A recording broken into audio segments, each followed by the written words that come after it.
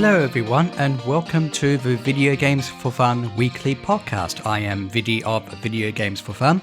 I am recording this podcast a week after the YouTube channel, my YouTube channel, Video Games for Fun, celebrated 3 years. And again, I want to thank you all so much for the comments, the support, and staying with this channel for however long you have been. Once again, thank you.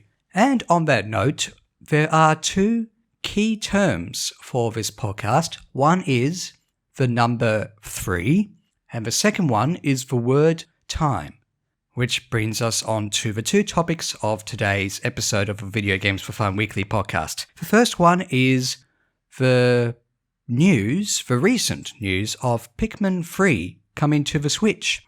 A few interesting things to say about that, honestly exciting news. And the second topic is how long or short should a game be, and in regards to replay value and the sense of discovery.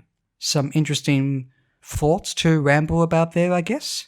So without any further ado, let's get to discussing the topics then, shall we?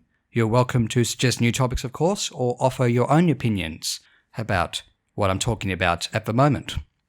So, almost out of nowhere, we get news pretty recently, it's about a week after August 9th, that Pikmin 3 is coming to the Switch, the Deluxe version of it at the least, at the end of October. Now, quite simply, I am excited about this because I have played Pikmin 3 on the Wii U, and I really liked it actually. I have played all 3 Pikmin games. Yes, I have. I've reviewed the first Pikmin game at this moment on my channel, and for those of you who don't know, the Pikmin series is a strange sort of mixture of real-time strategy and puzzles and exploration and adventure. There's almost nothing like it considering the origins of the franchise back in 2001, 2002. And Pikmin 3 is a good entry in the franchise, and like pretty much any Wii U port, the fact that it's coming to Switch will give players a good opportunity to play it if they haven't already, or in my case, replaying it, because the new content is interesting. We will be having side missions, I think it said, with Olimar and Louie, 2 spaceship captains who were in the first 2 games. We'll be having co-op for the adventure. I'll touch on that. Multiple difficulty levels? The Critterpedia, I think that's what it's called. It's essentially the encyclopedia about the flora and fauna of the strange world you explore. I think that was just in Pikmin 2, but it's going to be in Pikmin 3, so that's good. And of course, we'll have all the original content of the game, plus its DLC and multiplayer. So, this new content means that it's not just going to be a direct port, which I wouldn't necessarily have an issue with, unless I was just going to stick with the Wii U version. The co-op and the multiple difficulty levels for the single-player campaign are honestly the most interesting. For those of you who don't know or remember... Oh, hang on a second. We're just experiencing slight technical difficulties. Just wait a few seconds for me to regain my voice. Are we okay now? Okay. Yeah, sorry about that. Now, hopefully I've got on my train of thought again. So I was pretty sure I was talking about the co-op and the multiple difficulty levels of the single-player campaign, and I think I was just about to say, for those of you who don't know or have forgotten, the campaign features 3 captains who are similar to Olimar and Louie, who are in charge of the Pikmin and what they do or what you're meant to do in the game. And in the single-player campaign, if you press the button, you switch between the 3 of them to do the tasks in the game more effectively.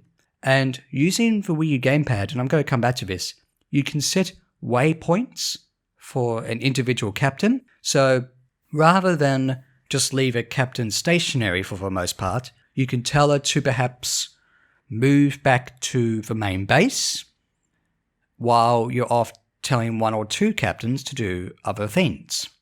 And I honestly thought that was a really cool feature of a Wii U gamepad, especially considering, for me personally, I used the Wii U gamepad to control the game, and I would be playing on the TV, when you would be setting a waypoint, you would see the map on the TV screen, but mostly nothing more than that, and you would use the stylus or the buttons to set waypoints. And this will be interesting in terms of co-op as well. So is it going to be 3-player co-op? I think it's only going to be 2 players. So maybe you would have to choose only one of the 2 other captains. It will probably be split screen.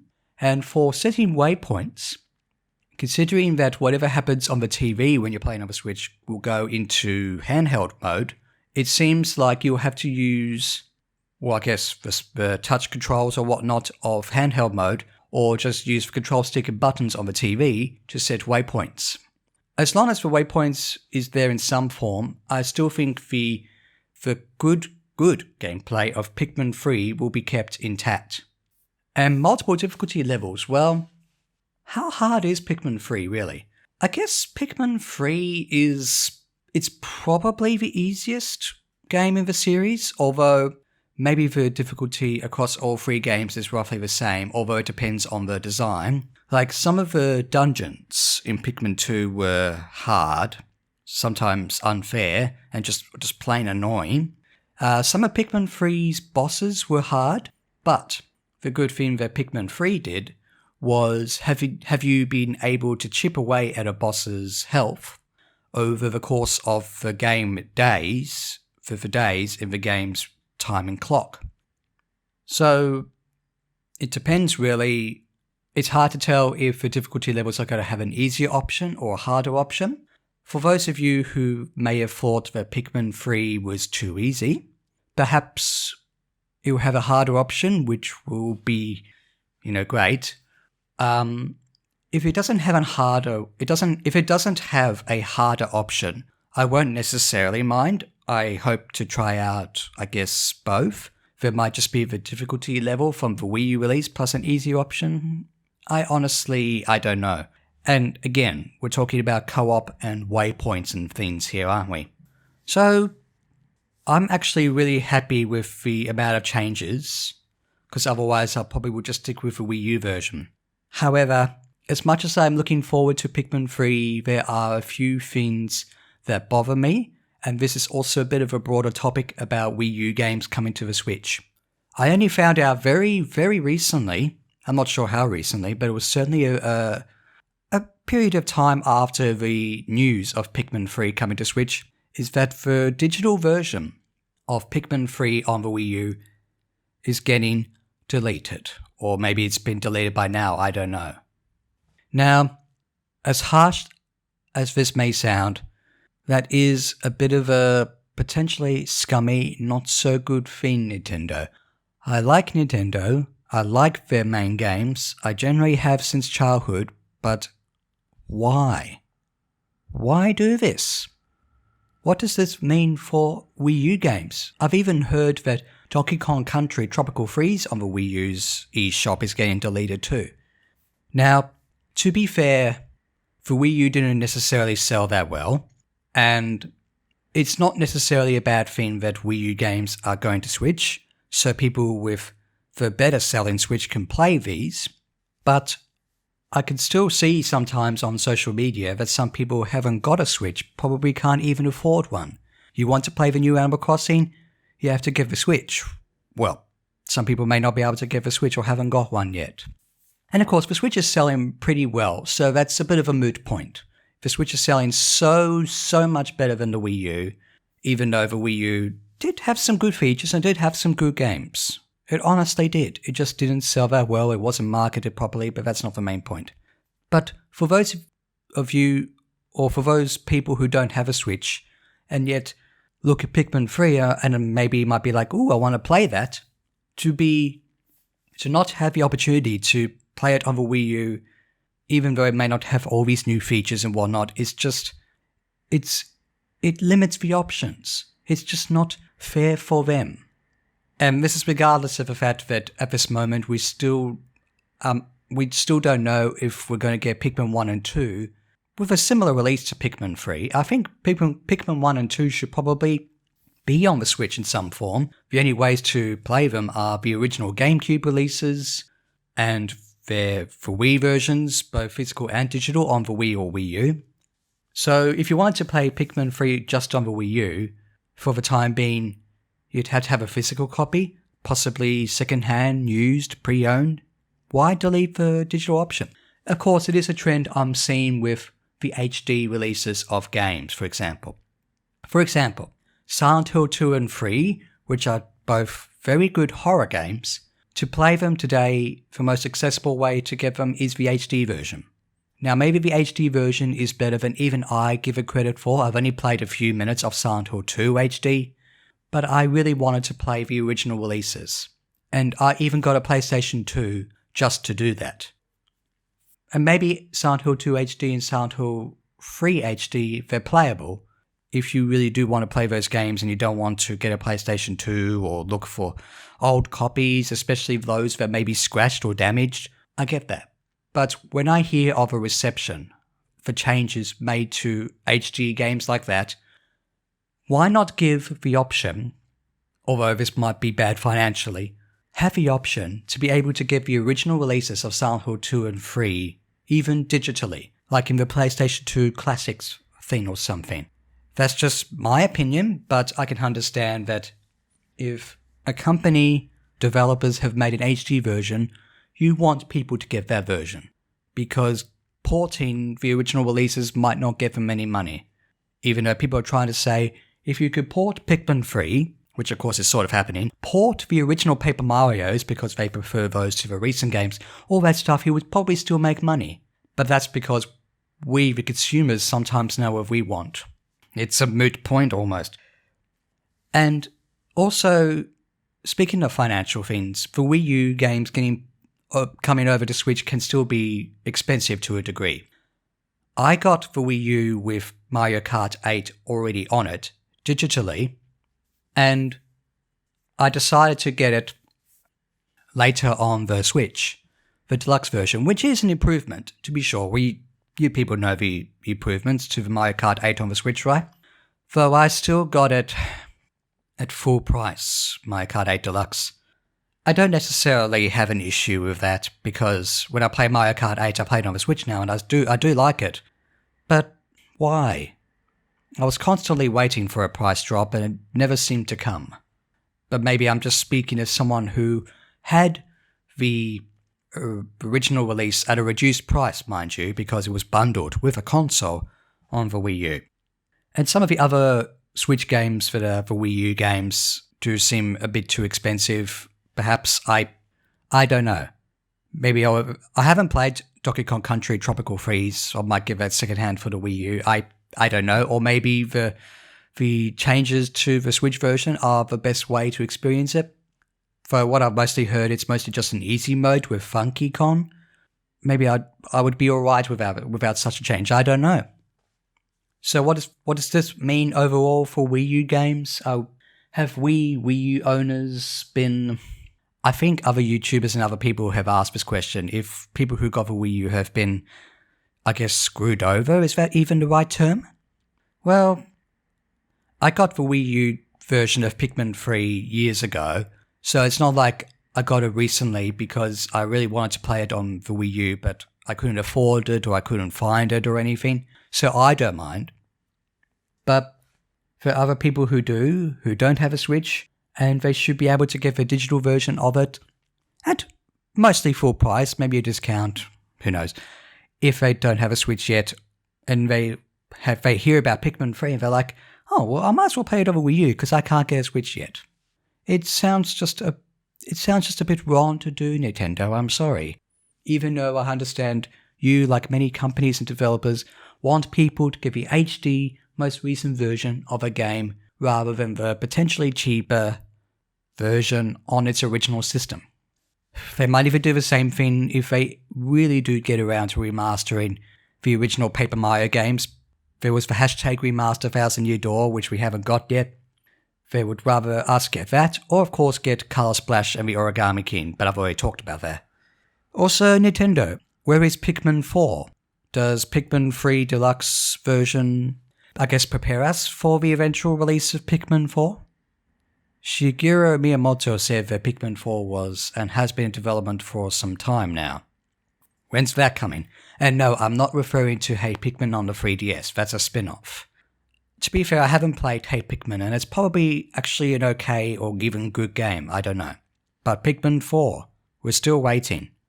Still, overall, regardless of some of the negative things I have mentioned, and the additions to Pikmin 3 Deluxe version mostly been speculation, at least as to how they will affect the game. Like, we got a good sense of what they are. Pikmin 3 Deluxe coming to the Switch, not far away now, is an exciting thing. And for those of you who haven't even played a Pikmin game and have a Switch, I actually recommend you try out Pikmin 3 on the Switch. Many would say that Pikmin 3 is a good entry point to the series. And again, it'll be interesting to see how the difficulty levels determine that, whether there'll be an easier option or a harder option. I found Pikmin 3 somewhat challenging, not too hard, although I will say one thing, and I guess this will be mentioned in my review of Pikmin 3, I might look at the Wii U and Switch versions, side to side perhaps. It is, even in contrast to Pikmin 1 and 2, a very short game. So let me know what you think about all this Pikmin 3 and Wii U stuff. Now, speaking of short games, the second topic is something that has been on my mind for the last few days, least of all while I am trying to devote more time to the video game music topic. I feel like I need to listen to more video game music before really talking about it. How long, or short, should a game be? And does the length of a game determine the replay value and how appealing the sense of discovery in a game is? This is a bit more of a rambly topic, based on a recent video I've seen by, what's the name, Rasputin? I've probably butchered that. Are we okay?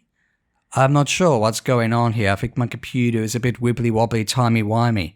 It probably broke when I may have mispronounced the YouTube name.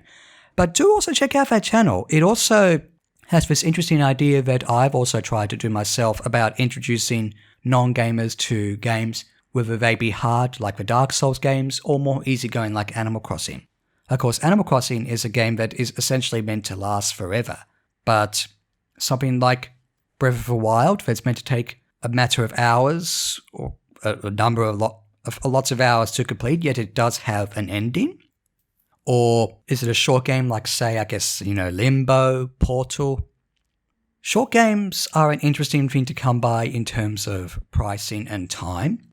I do want to have a general sense of how long a game is, unless it's an RPG, which of course I know it's going to be long. Short games, I want to get a good sense of what I'm paying in terms of pricing and what content there is in the game. Or could it be something like Breath of the Wild, which I paid mostly full price for, I think. And I was almost not prepared for how massive it was, but I feel like I got my money's worth for how big the game is. It's also an open world game, and open world games are sort of a trend. Elder Scrolls games and things like that. Yet, is Breath of the Wild too long? Is it good value? Does it have replay value? Or once you've completed Breath of the Wild, is that it? Is it just not worth playing again? And is it worth hanging on to those memories? Although some games that are kind of open also can be short. Key point, one of my favourite games being Shadow of the Colossus. Shadow of the Colossus is really about discovery and being in awe at the environment and the creatures you see. It can be hard when playing through Shadow of the Colossus more than once to feel that same sense of discovery and excitement when you come across something in the game. Essentially the title creature, the Colossus or Colossi. Don't tell me you've played the game and every time you came across the Colossus you reacted with some sense of excitement or dread or awe or something, right? When you play Shadow of the Colossus a second or third time, that can't necessarily happen unless you put the game aside for a very long time and just very gradually the memories come back to you. But yes, the second or third time you see any one of those Colossi, it doesn't match the first time you play the game. But the interesting thing about Shadow of the Colossus is it's also a relatively short game, even though the world is kind of big, I guess. It's short because there's only 16 boss fights, but there are multiple difficulty levels. there are items you can find which make areas that you can't necessarily get to the first time, you're able to get to them. And that in itself is something worth replaying the game over and over for. But coming across a Colossus, like the very first time I saw a Colossus years ago when playing it, I was like, wow. Now that wow factor is kind of gone, but I could still think about the first time I played Shadow of the Colossus and will review it accordingly, of course. I've already reviewed Shadow of the Colossus, and in a way I was reviewing it for someone who has never played the game before and giving a sense of what the game is like and describing how one would feel, because I find Shadow of the Colossus to be a very artistic game. And it's one of my favourite games too. And I'll sometimes go back to play through it again just because I feel like it, even though I am aware that the first time playing it was truly the most special. Breath of the Wild, first time playing through that was the most special, even though I'll still go back to playing Breath of the Wild when I can. And even my favourite game of all time, Metroid Prime, the first time playing through that was special too, because Metroid Prime at its time of release was unlike anything I'd ever played before. But I won't necessarily go into that because I don't want to go, oh, my favourite game of all time is Metroid Prime and this is the reasons why. But does this apply to games in general? Are short games, do short games have the right amount of value in terms of time and money? Are longer games like Breath of the Wild, Shadow of the Colossus, well, maybe we'll not include Shadow of the Colossus in that equation. Elder Scrolls, Outer Wilds, games like those, are they just not replayable? Or is something like Shadow of the Colossus replayable because of its length? Or is Shadow of the Colossus not replayable, at least for after you got everything, I guess, because that sense of discovery, that wow factor is gone? Some people, including myself, want to know if a game is replayable when getting it to an extent. Because if a game is that good, I would like to be able to play through it again or master it because I paid good money for it. I would be annoyed if the game was only a few hours long and I paid, 60, 70, $80 or whatnot for it, because I would be. Or then again, maybe the short game is meant to be played over and over and over again on different difficulty levels, and there's so many different endings. I guess Blade Runner, the point-and-click adventure game, kind of fits that mold as well. It is a relatively short game, but there are multiple endings and difficulties. And I think I got my money's worth for Blade Runner. People might disagree with that. And of course, Blade Runner is supposedly getting an HD remaster, or it's getting an enhanced version, and we'll see if that has any changes to it, or it's just simply going to be a port. So then you have to ask, what does replay value really mean though? Like, are games truly supposed to be completed from start to finish? Like, once you get to the end credits, that's it? Maybe you sell it? The Last of Us is a relatively short game. Takes 10, 15, 20 hours, something like that. And it's a story-driven game. And you've got a good sense of what happens in the story if you play it again. Although you've got different difficulty levels, different items, things you may have missed, New Game Plus, DLC. Breath of the Wild got DLC, which meant I, and hopefully many others, kept on playing it. Though we'll talk about DLC and the physical versus digital top debate in another podcast. But yeah, I mean, DLC could make Breath of the Wild keep on going.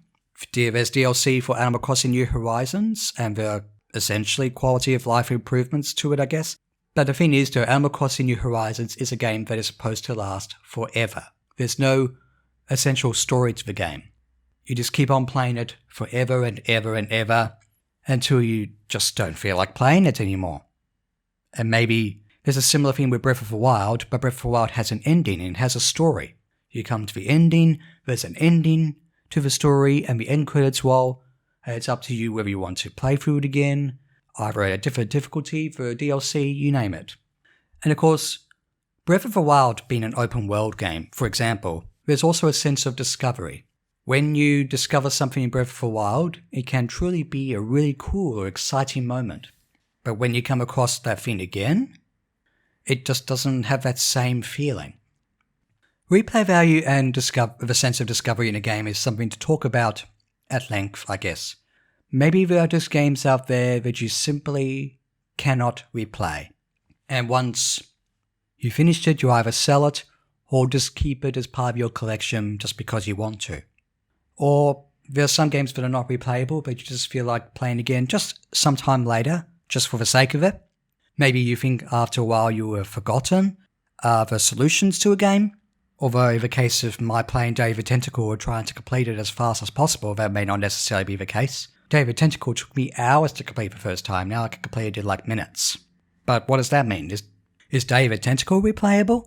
Or is it better just to spend hours with David Tentacle and try to figure out the puzzles and laugh at all the themes of the game, whether they're part of a story or not?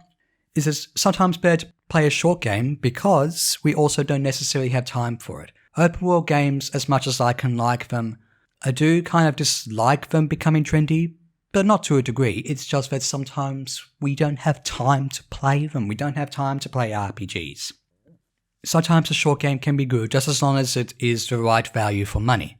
Like Limbo and Portal, I either got as a gift or I got them for cheap, or at least the cheap value that they are meant to go for. So Limbo and Portal are good games, and it's been a long time since I played them, so I can't remember much of the way of difficulty or whatnot. But Limbo and Portal are, at least for me, games you'd want to replay just because you're fond of them and you just feel like playing it again. Maybe you want to complete it faster. People do that with Limbo and Portal. So, or there might be other people who, once they complete Limbo and Portal, might as well just forget about them. Or they'll be part of a collection and they'll look at the title at least and go, oh yeah, I played that for a few hours, that was good. Or maybe after saying that, they might be like, it's actually been some time since I played this. And they'll play through Limbo or Portal and think, hang on, how did I ever figure this out? Puzzles and logic, that's another discussion entirely. Let me know what you think about the value of games in terms of length, whether something's too short or something's too long, what makes for replay value in a game, and how that relates to the sense of discovery, and how the sense of discovery is lost when you play a game for a second, maybe even a third time.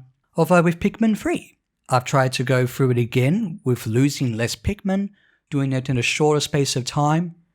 And Pikmin 3 also has additional content, Deluxe version notwithstanding, and I felt like I got good money out of it. I think I got it for cheaper, but I got good money out of it. And Breath of the Wild is a huge game that got more content added to it, and I got good value out of that too. And Shadow of the Colossus, well, I got the HD bundle of it on the PlayStation 3, and I got it secondhand, mostly because I couldn't find it anywhere else. Maybe that was also good value for money as well. I think I got Shadow of the Colossus on PlayStation 4 for full price, but that is because I just wanted to play it on the PlayStation 4, play it all over again, and it was worth it. Although, I will admit, considering what Colossi were coming, even with the HD graphics, the sense of wow factor was mostly gone. I had already completed Shadow of the Colossus 2 or 3 times by the time the PlayStation 4 version came out, and I knew what the Colossi were coming, unless maybe my subconscious was going, hang on, are they going to change things around a bit? You know, if you've memorized the original release, hang on, we've got something to surprise you, boom, apart from the controls. So let me know what you think about that. It's all about timing. Oh yes, timing. That means this Video Games for Fun Weekly Podcast has to come to an end. And you know what? I think it does, because I've had a few troubles with mispronouncing words or stuttering and all that. And for the technical troubles, which I do apologize for, that is the first time on the podcast that this has happened. I'm not sure. Maybe I've added more stuff to my computer, or did I have other things open when I did that? Oh, not really. But overall, I hope you have enjoyed listening or watching the podcast. And let me know what you think about the 2 topics I've talked about today, or suggest new ones. There's my Twitter, Instagram, and Discord in regards to social media, as well as the YouTube comments of this video. Again, thank you to everyone who supported me in celebrating 3 years of Video Games for Fun. That's my YouTube channel, which you can go to if you happen to be listening to this audio only.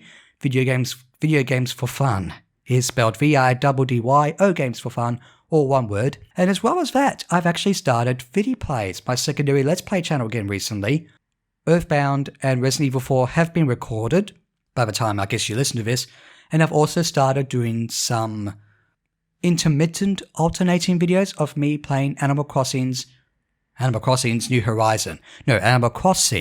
Horizons on the Switch, So if you're interested in that sort of Animal Crossing content, feel free to join me on Viddy Plays, but that's just my secondary channel. Video Games for Fun, the main channel, is where the video version of this podcast is of course going up, and Twitter, Instagram and Discord are open if you want to chat with me. And that's it for now. Hope you have enjoyed again. Have a good day or night or whatever it is. Stay safe and healthy. Enjoy your games, and I will see you on the next episode of the Video Games for Fun Weekly Podcast. Oh boy. No, it's all good. Thank you very much. Goodbye.